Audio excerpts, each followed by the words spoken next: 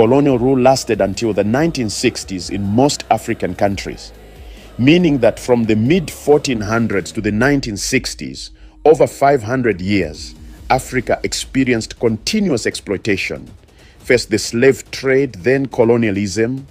When African nations finally gained independence, they inherited borders drawn by colonial powers, economies structured to export raw materials, and institutions designed for extraction rather than development. To understand modern Africa's challenges, you must understand this history. Why do so many African nations struggle with weak institutions? Because centuries of slave raiding destroyed trust and prevented institutional development, followed by colonial rule that deliberately prevented Africans from gaining governance experience.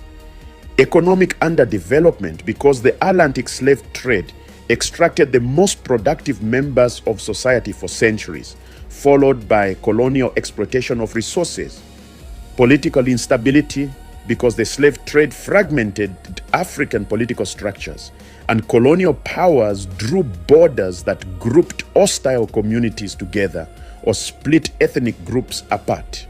Conflict because centuries of slave raiding created patterns of militarization and violence and left deep ethnic tensions that colonial powers often deliberately inflamed.